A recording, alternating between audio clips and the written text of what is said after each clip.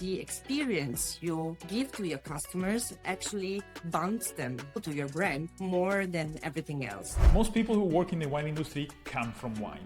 Our guest today took a very different path. After studying communication, retail management and marketing, she spent years in jewelry, personal care and retail, where she learned everything about optimizing every single touchpoint to deliver best-in-class customer experiences. Today, Valentina Zanella is the hospitality manager at Cà Maiol, one of the best wineries on Lake Garda, where she's applying everything that she learned in the retail industry to completely reimagine what a wine hospitality customer experience looks like. The use of a very specific terminology sometimes feels too cold and makes wine feel too far from you. In our conversation, we go deep into how Valentina reimagined the wine customer experience at Cà Maiol, from a highly converting online booking flow to in-person experiences that optimize the return visits and sales. What this generation looks for is the experience that wine can provide to them. They look for connection, they look for value, they look for authenticity. I think this is a great episode for anyone that's thinking about launching a new hospitality initiative, but also for those who already have one and are thinking about redesigning it. But before we start, listeners, if you like this show and you think of bringing the right conversations, consider subscribing on your favorite platform and leaving us a comment and a review on Spotify. It's the best and simplest way you can help us grow and bring even more great guests like Valentina in the future. Now sit back and enjoy the show. Hey Valentina, welcome on Toya Talks. Ciao, grazie, thank you. Thank you for having me. So I'd like to start a bit from your background, because actually I was speaking to the marketing manager from Brancaglia, and we were speaking about how there's not many people in the wine industry that have this background in marketing or retail or hospitality. And I know you both, in your academic studies and in your career, you went through different roles in marketing. So I would be curious to see how you see this actually change your approach to the industry, and what do you think actually it's bringing to the company, your background, which is a more, let's say, business and less related to wine. So I indeed studied communications at university, and then I took a master in retail management and marketing, which I think gave me quite a unique perspective, quite a different angle that I am bringing to my job, my everyday job. Retail is all about the customer experience. And my studies actually taught me to be more customer centric. You know, in the wine industry, we tend to always start from the product. Coming from retail, I learned that the experience you give to your customers actually bonds them to your brand more than everything else. In retail, be it online or offline in real life, everything is built to tell a story, to create a connection, to give the experience to the customer. And that, I think, that is the angle that my studies gave me, and that make quite a difference in the approach I have in my job. And I think that's super, super interesting. If we look, for example, at how a retail brand, lifestyle brand in general, communicates, I think this is a lot different from how wine communicates. I don't know if you agree with me, but I think wine still has a very technical communication, even on social media, on websites. Absolutely. Yeah, so maybe can you give me a bit of your view, and also based on your experience in these industries, how do you think wine could actually learn from retail and lifestyle now to communicate the actual values of the... So before coming in the wine industry, I also worked for a jewelry brand, and I worked for a personal care brand, where they are, I think, stronger in their marketing and in their communication is the way they can tell efficiently and effectively their brands, their stories, and also the way they talk about their products. When they talk about products, they make it in a very emotional way. That is something that wine communication is still learning. We tend to be very technical. We love the technical terms, but we are learning. And nowadays, even more than a few years ago, that people don't want those technicalities anymore. They can be a plus, but the real wine communication should now be starting to move toward a more, I would say, inclusive way of talking to people, something that is more approachable, that doesn't make feel wine like an extraterrestrial entity. So that is something that we should all be doing a bit differently now.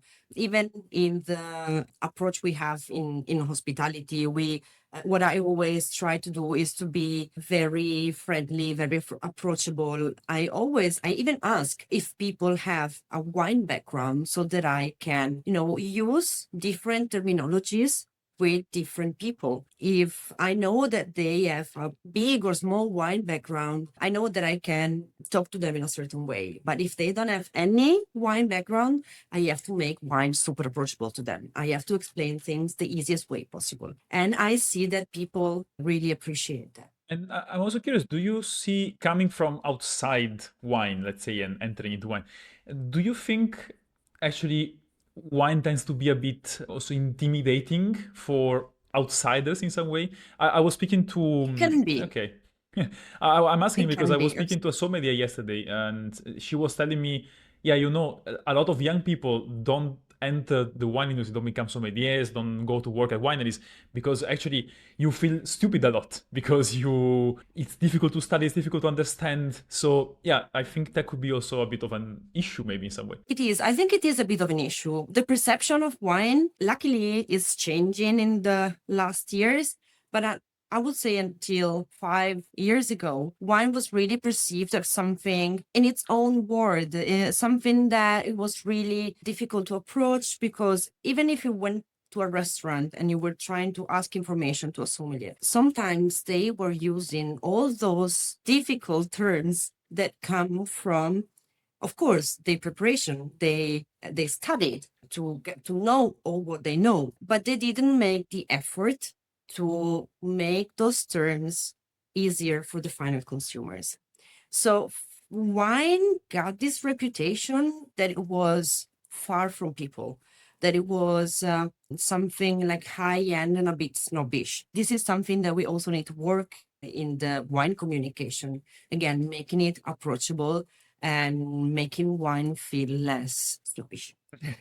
Do you think this has been driven a bit also by younger generations, or do you think it's something that's happening across ages and across generations? I think it's the new generations that are leading the path to making wine more approachable, especially these new Gen Zs, which really don't care about terms and this really in-depth knowledge of the wine. What this generation looks for is the experience that wine can provide to them. They look for connection, they look for value, they look for authenticity.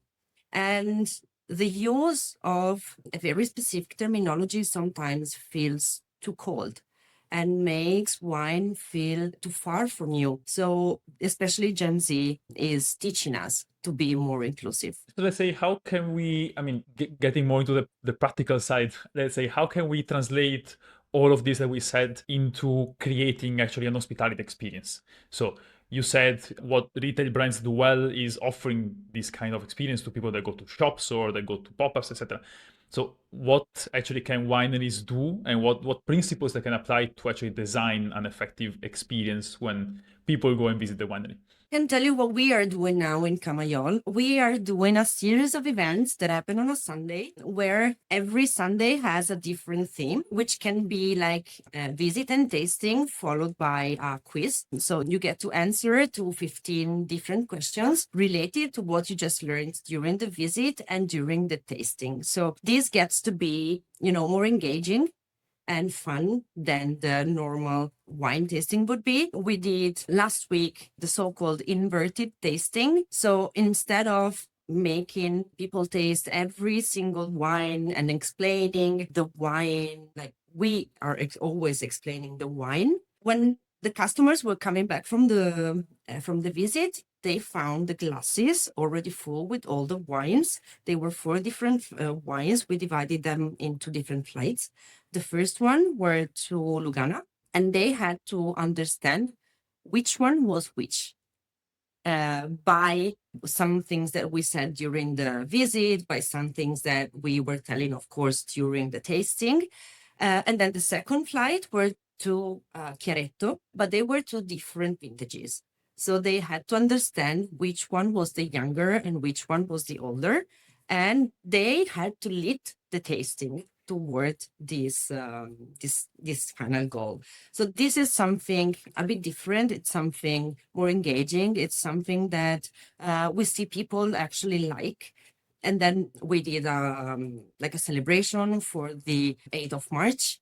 We are going to do a new experiential tasting in a few weeks where we will be using all the five senses to feel and understand the wines.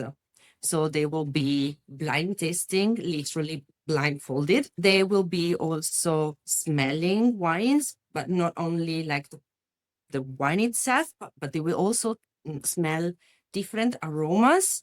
And with these aromas, they will recreate the different wines, the different aromas of the wines. So it's a kind of gamification of these experiences, which is quite a trend now in the wine industry. And how does this work in the whole, let's say, marketing strategy? So, for example, the people that come to these events, do they find you on social media? Are they part of a mailing list? Are they part of a wine club? So, how does this hospitality experiences work in the whole, let's say, strategy? So we have a newsletter that goes out with all these events. We have the website with the experiences page where they can find all the different experiences we offer. And also we made some flyers that we are delivering to bars and restaurants that we work with on the territory to make an even bigger impact. Interesting. And we actually see quite a good return on these kind of experiences. And also we see that locals are really interested in this kind of events. I actually started to think of this because I wanted to move a little bit the months of January and February, which are a bit dead here on the lake. Yeah. So we wanted to move the situation a little bit and do something fun. January was slow, but in February we actually started to see something moving, and March, even though it's not finished yet, we can already say that was a pretty good month. Okay.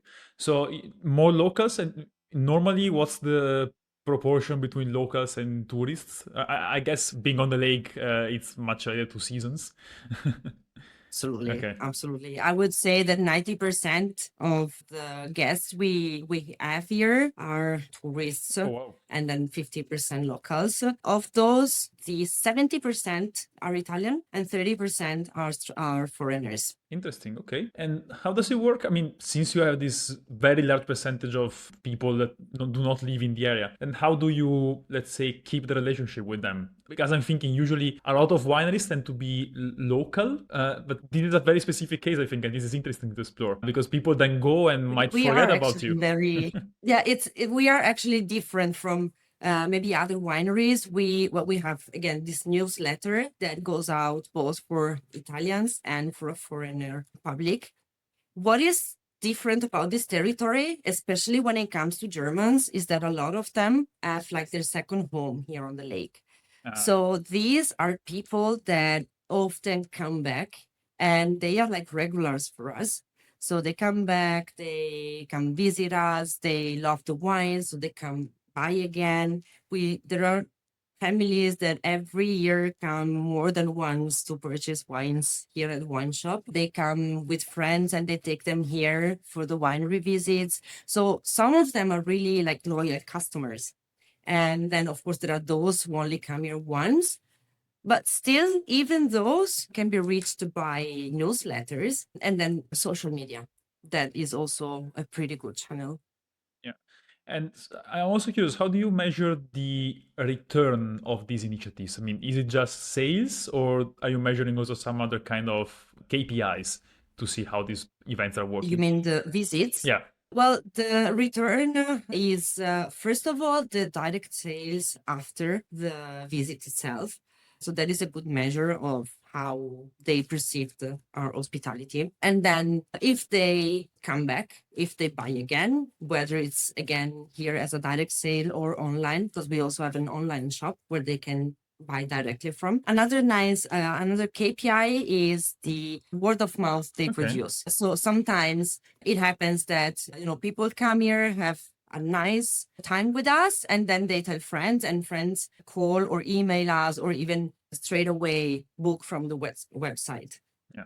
I think it would be super. I mean, it's impossible to do, but imagine if you could give like a code to everyone, and so if they refer a friend to your winery, they get a discount. I mean, That would be nice, like a referral code. yeah, exactly. Really, really nice. That's something interesting that I could actually ask See, my digital strategist to think about. I think actually there's a lot of things that maybe are normal in like the digital world, digital products that can actually be applied to also more traditional industries. So it's always cool to explore. Yeah, absolutely. This is a very good idea indeed. See, I will send you my invoice afterwards. With pleasure. There's something I'm curious about. So I guess in your case, it might not really be an issue because you are in a pretty much well-known area. But I feel like a lot of wineries are usually a bit in the outskirts of the main centers. So unless people know there's a winery there, I mean, it's not easy to discover there's actually these kind of experiences you're offering. So I see, let's say, a lot of in some cases, wineries are opening, restaurants are opening other kind of hospitality venues, maybe to improve their visibility. So how do you think that's actually working? Do you think it makes sense? It makes absolute sense. I love when they do that. It's a very good way to, extend the touch points the winery has to reach the final consumer. There is just one key point that I would keep in mind doing something like that. It needs to be consistent with the experience that you already give to your customers when they come see you at the winery. This means that the experience moving from the wine shop, moving from the winery visit that the customer just did, and when they go to the restaurant, or the other way around, they come to the restaurant and they move to the wine shop, it should be seamless. The experience need to always feel the same. The values that you talk about in your visits should be well represented in your wine shop, and then in the restaurant or bar that you have. Consistency is really the key of these kind of experiences. If something's off, it could be a downside. It could lose a little bit of credibility and authenticity. And I'm thinking, yeah, So also branding, no? I mean, if you have the absolutely, menu at the restaurant is like a paper menu with no branding whatsoever, it doesn't absolutely, work. Yeah. yeah, absolutely. It really, consistency is the key. And I was also curious about there's a lot of like these startups or companies that are offering these kind of market, like booking for wine experiences. Do you actually use some of those? And do you see those are actually valuable channels for discovery? I think they are. Hmm. I think they are very valuable channels. We work with different websites. Some of them are like big, like can be Get Your Guide, for example. Other are smaller. I am now starting a partnership with one very small, newly born Okay. channel.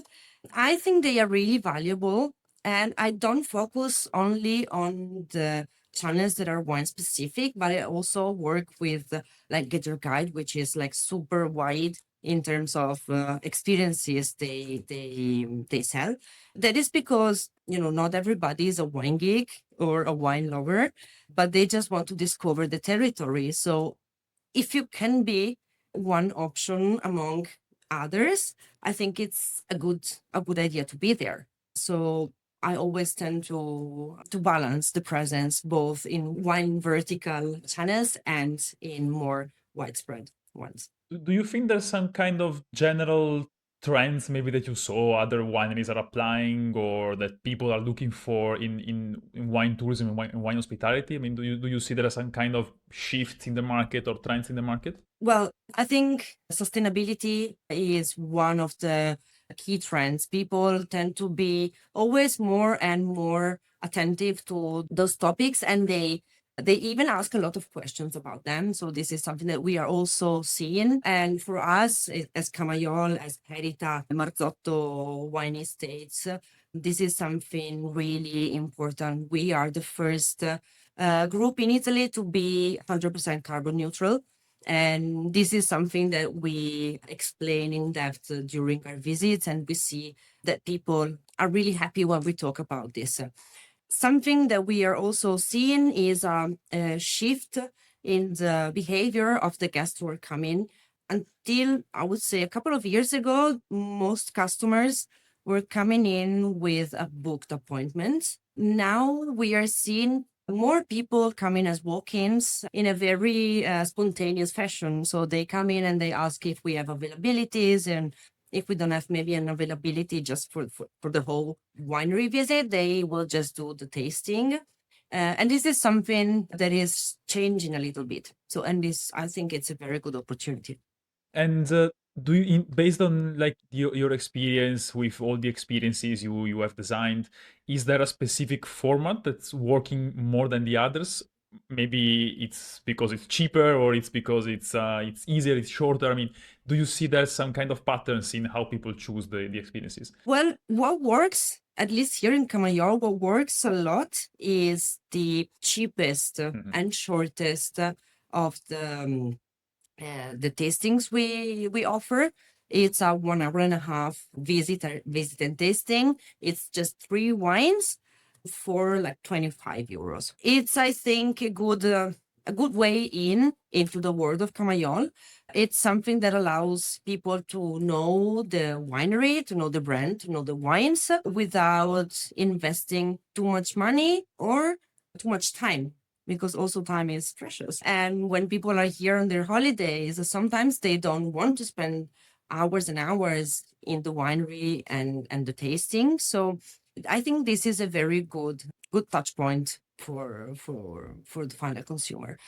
Then we also have like the big package with the 6 wines, 2.5 hours, a big explanation and everything that comes with it, with food and everything, which also works pretty well considering that it's like 55 euro. It's not that expensive. But in that case, I think it's the time that makes the real difference, because I see that sometimes people ask if we can make it shorter. They don't want to lose the value of the wines that they are going to taste. But sometimes they say, we only have 2 hours, will we make it? And can I maybe also come to the winery and I don't know, just grab a glass of wine and without doing visits or? Absolutely. Okay. You can do that. You can come and sit outside with a nice bottle of wine, or if you want just one glass, you can absolutely do that. If you buy the whole bottle, we also provide some snacks with it and a bottle of water. With the glass, we give some taralli or grissini, something like that. If you just want to taste something without doing a whole winery tasting, visit and tasting, you can just come in, taste the wines. If you are planning to buy something for free, you just come in and taste the wines. This is something I think not all wine. I mean, there's very few wineries that actually you can go and grab a glass and do aperitivo or something. Why do you think not everyone is doing it? I mean, for me, it's so easy. I mean, I like to drink something. I'm in the area. I don't want to do maybe a visit or a complete tasting. I just go and taste a glass of wine. Well, it's something that many wineries don't do for many reasons. First of all, they don't want people to, let's say, confuse the winery with a wine bar. So they tend to keep like separated the two things, and they tend to send the customers to the wine bars that carry their wines, which is something that can actually make sense. There are wineries who don't have a lot of personnel, so they maybe prefer to focus on something else instead of looking after some customers who are just drinking. Maybe at the same time there are visits that need to be done. Most of the wineries are smaller, they don't have many people that work there, so this can also create a bit of a problem in their daily job. Other wineries say it's and that is something that happened to me in a previous company where I was working. They don't want to do it because they don't want to be a competitor for the restaurants or other stores that carry the wines on their territory. Okay, interesting. And let me, I would like to pick a bit your mind on something, because I have the opportunity to speak as well as with wineries, wine producers, with a lot of beverage startups, I don't know, aperitifs or non-alcoholic brands. And we also always speak about hospitality, and these companies cannot really do hospitality like wineries are doing, maybe because they lack the location, they don't have necessarily a process to show. Sometimes it's also outsourced. And so I was wondering what could also these smaller brands that are not in the wine industry could actually do to use hospitality at their advantage, because in the end, if without the location, without a nice location and something to show, I think it gets a bit harder, no? Absolutely. What they can do is to partner with other venues. So, for example, they can partner with restaurants, they can partner with bars where they can showcase their products. That is probably the most effective way to have some kind of hospitality without having your own location, which is also something very smart because having your own location is quite costly. So if you can partner up with someone who already has like a nice venue, who also already has a customer base, allows you to save a little bit of money in marketing, in contacts, and allows you to also enter maybe a wider audience that maybe you wouldn't have if you were only using your own channels. Let's try and summarize a bit everything that we said until now, and in this hospitality, let's say, segment. Let's say we are advising a small winery. I have a friend who bought a vineyard in Abruzzo. He started 1 year ago. Okay. Let's say we are an agency advising him on how to structure his hospitality initiatives. He is, I think, the only one, or it's 2 people maximum. So let's say, how can a young producer, a small winery, get started with hospitality? Let's say three key advices to get started with hospitality. First of all, website. A good website where people can see what your hospitality activities will be, and the possibility to book straight from the website. This is really, really important. Sometimes people are turned off when they see that they have to email or call. Having the possibility to book straight away from the website is really, really fundamental. Then structure just 1 or 2 different experiences without overdoing it. Something simple, something that really delivers the quality and the message of who you are and what you want your customer to know about you. That is really, really the focus of your hospitality. And then if you're doing it, you have to learn to read your customer. And so to understand who's in front of you, you will learn that with the experience. But it's really important to understand who's in front of you, what type of experience they expect to have.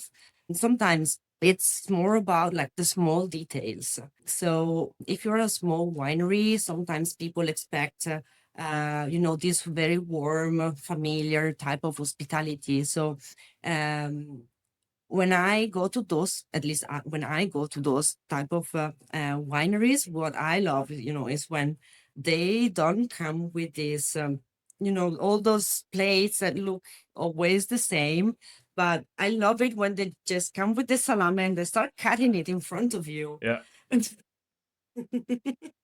Authentic So experiences. that is like very Italian.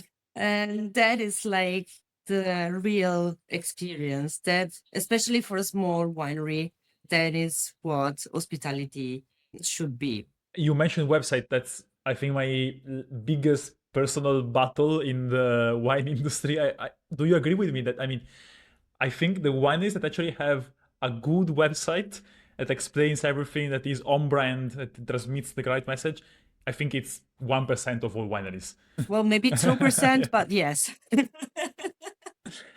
Absolutely. So here in Cà Maiol, we worked a lot on the website. We worked a lot, especially on the experience section of the website. We built everything so that we could make the customers' life very easy. They can book their experiences straight away. They don't need to call us. They don't need to email us.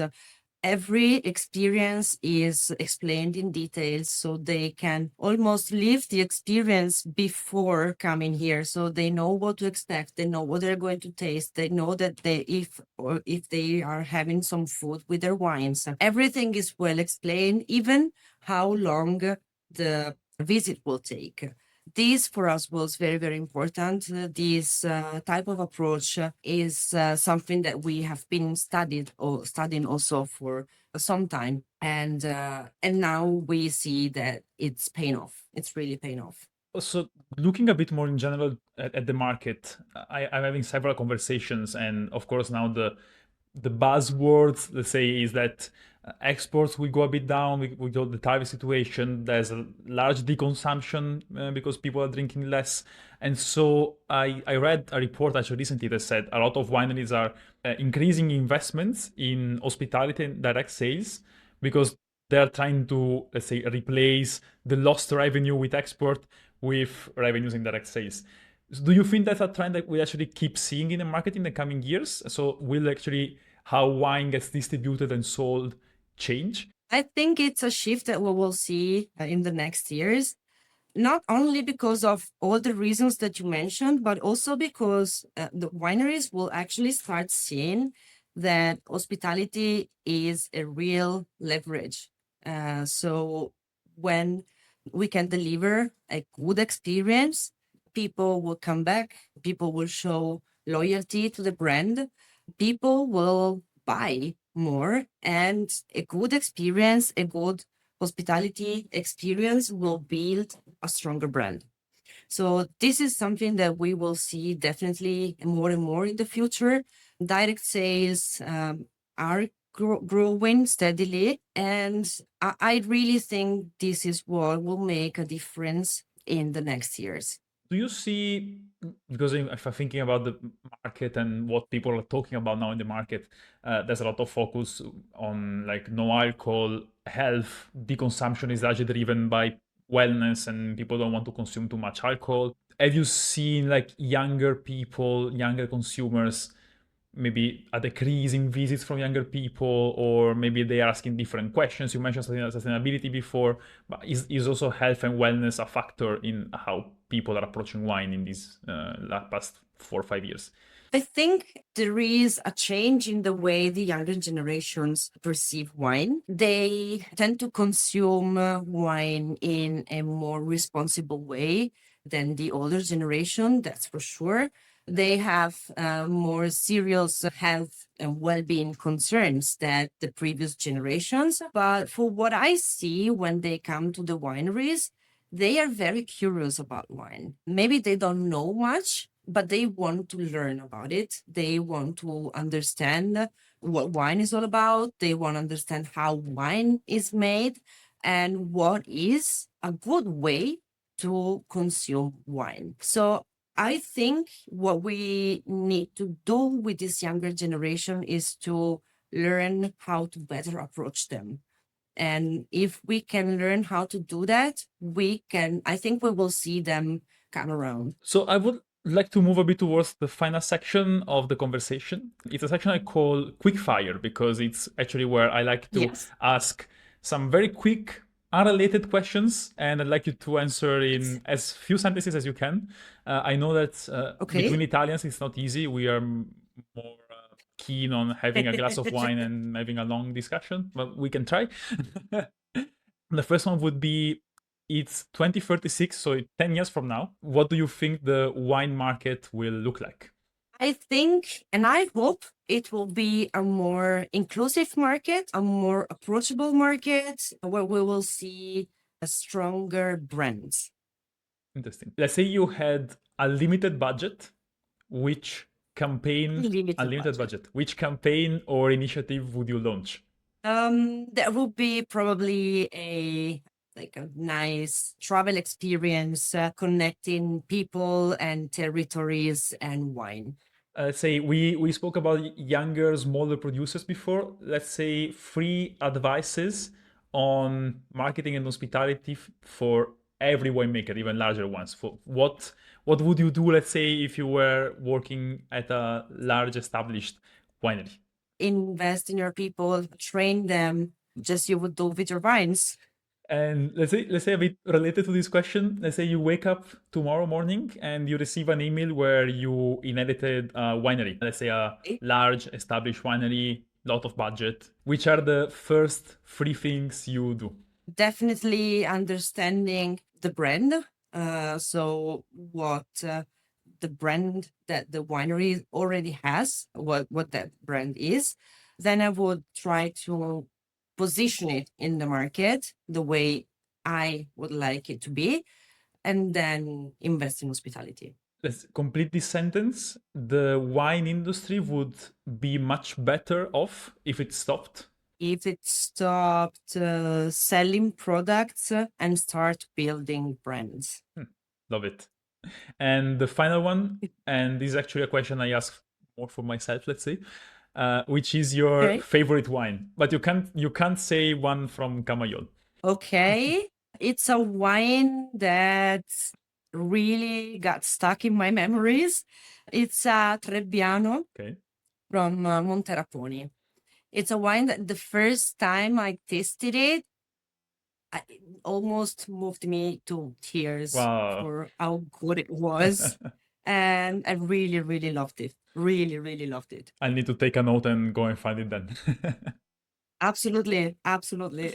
Valentina, it was a fantastic conversation. Thank you for being on the show. Thank you so much. Thank you so much for having me.